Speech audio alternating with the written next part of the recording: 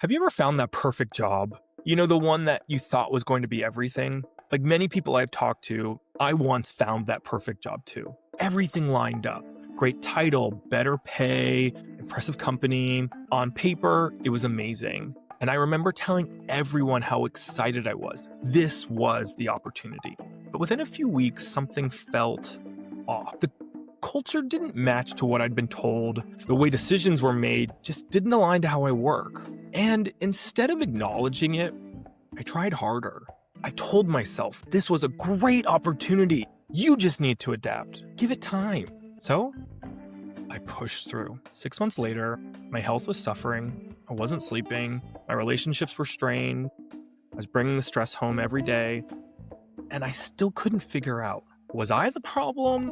Was I just not resilient enough? Or was this maybe not the right place for me? The truth is, I stayed way too long. And when I finally left, I left for all the wrong reasons. I was running away for my own health, not towards something better. And that decision cost me a lot and set me back. If I'd had Carl's framework back then, the one he's about to share, I probably could have saved myself some time and a lot of pain. Welcome back to What We Don't Say.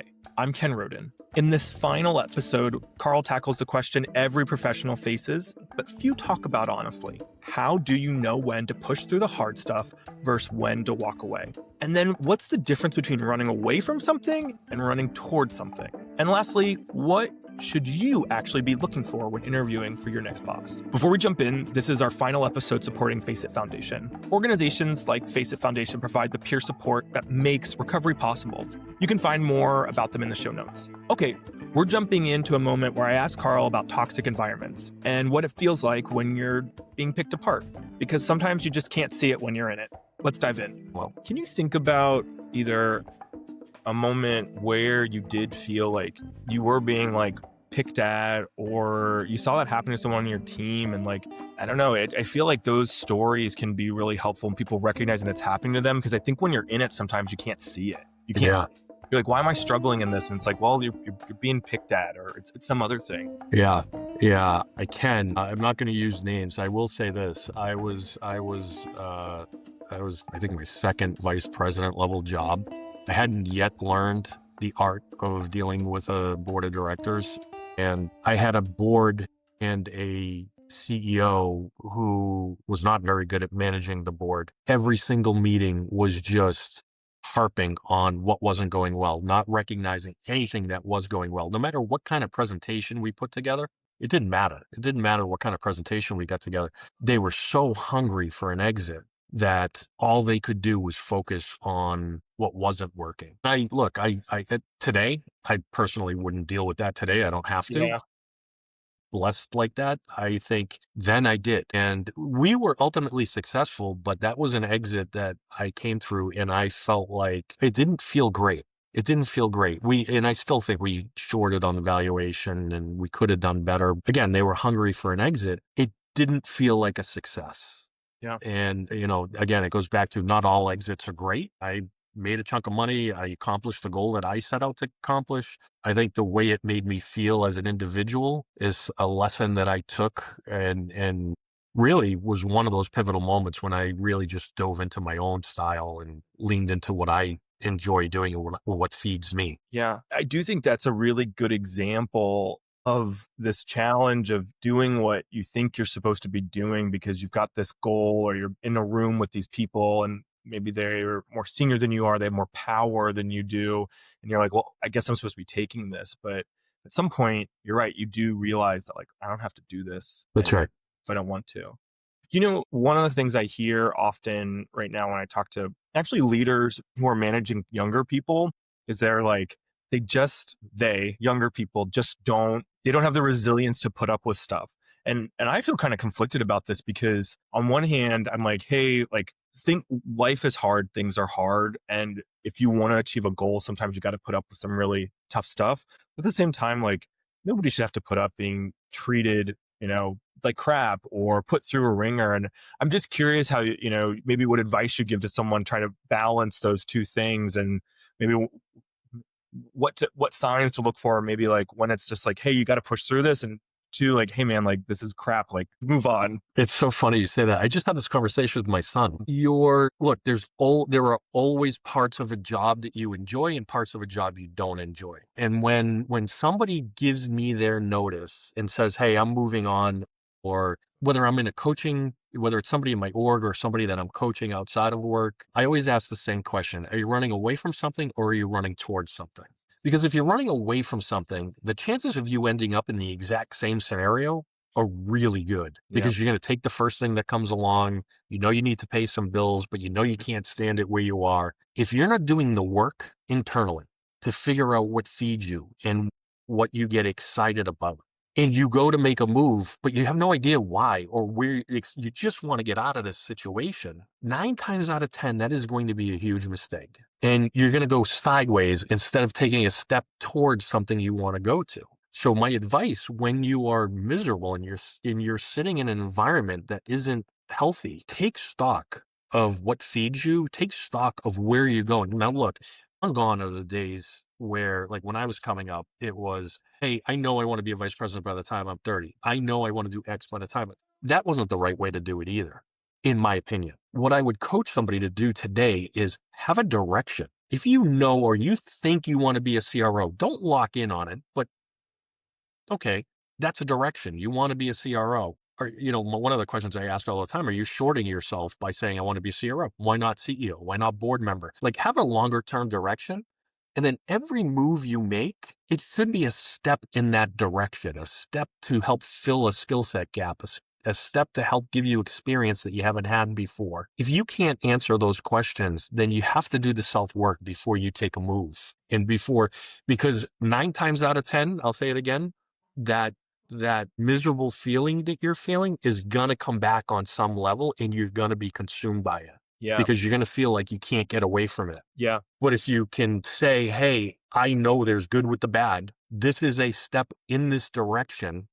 I'm making it with purpose, and I know what I'm trying to accomplish. Besides just hitting my numbers and making money, I know what I'm trying to accomplish, and I know how this next step is going to give me a leg up to get there, or at least take a step in that direction. Then it becomes worthwhile in a lot of cases, and you can let a lot more roll off your back. Yeah. It's the problems will follow you if you don't deal with them. And if something sucks, I really appreciate that, because like if you're in it and it sucks, but you know that it's going to get you closer to the direction you want to go in, and like kind of just keep moving through it, right? Because in 5 years, it's not going to matter.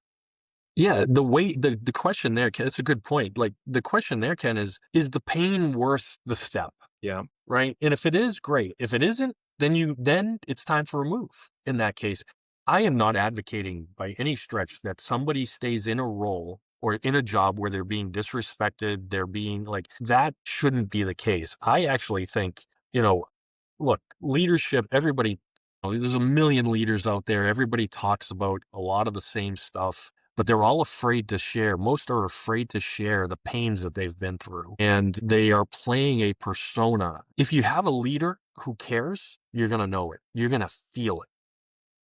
And that will make all the difference in the world. So as you think about taking that next step, don't just go on the interviews, interview them, and make Yeah. sure that you're putting yourself in a position where you're going to end up working for somebody that actually cares. Yeah.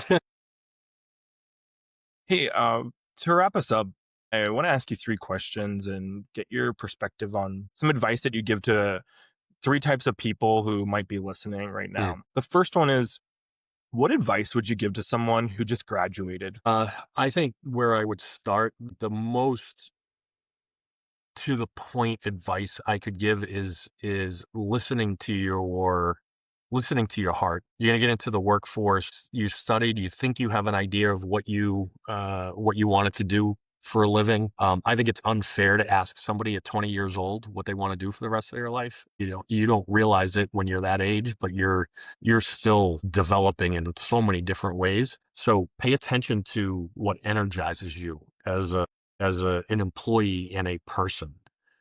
And sure, get into a role, but pay attention to the parts of the role that feed you and parts of the role that you don't love, and have a long-term direction. Have an idea, but don't be so stringent in that direction, because it's probably going to change 3 or 4 times before you really pick one. Yeah. There's this coach, Mike Sweeney. He's an executive coach, and he talks about like having a path. So you don't need to know like where the path goes, but you know what the distractions are on the side, and you're not going to pick up the flowers on the path that are going to take you off your whatever where you're trying to go. And I think that's really powerful. What advice would you give to someone who just turned 30? Man, I'll tell you what, 30 for me, as I talked about, if their life is anything like mine, man, life is bearing down on you at that stage. Again, I'm only talking from my own experience. I don't know that every 30-year-old, but to me, do not lose sight of who you are as a person outside of work and focus on mental health. It's such a taboo thing to think about and talk about. Uh, on some extent, I guess it is. If you're not focusing on your mental health and have your priorities right, that's the point in life. You're probably, if you're having kids, in your personal life's in a whole bunch of flux, your professional life, you're starting to take off and you figure out who you are. There's so much happening. Make sure you are being true to yourself and focusing on what's going to keep you mentally healthy, both for you, your family, your partners, and your friends. It's a really critical point. Yeah. Yeah. Having that balance and self-regulation, like making sure your engine is kind of well tuned and oiled is how you're going to be able to do anything. That's right. Yeah. Yeah. I like that. My last one is, what advice would you give to someone who's in a career transition? Not to overuse it, but run towards something, not away from something. If you're in a career transition, you've decided that you've spent a bunch of years doing something that you don't want to do anymore. The worst thing you can do is make a change for the sake of making a change. Something has got to feed you. Something's driving you to want to go change what you've done in however many years. Make sure you have a handle on what that is and then run towards it and then go towards it and go hard. But recognize that you're back in learning mode. Recognize you should always be in learning mode. I mean, I'm 112 years old. I'm still in learning mode. Understanding what you want to do and why, and then use your network and extend your network as much as possible to learn whatever field you're going into. Like, become a student again. Yeah. I like the student mindset a lot because in order to be a learner, you have to have a little humility and that you don't know everything. And I think that opens a lot of doors for you if you can I do agree. that. Carl, this has been really awesome. And I just want to say, like, you were honest, you lived true to being vulnerable, and I really appreciate it. So thank you for joining me. Thank you for having me. I really appreciate it. I enjoyed it. Cool. Okay. We'll be right back.